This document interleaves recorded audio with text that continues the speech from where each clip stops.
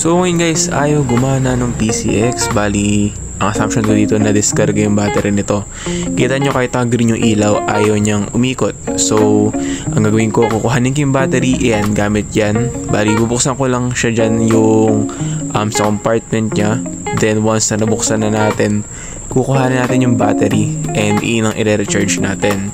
Kasi iyon yung mga possible na dahilan. Ayan nga pala, unahin nyo muna yung negative na tanggalin, then yung positive.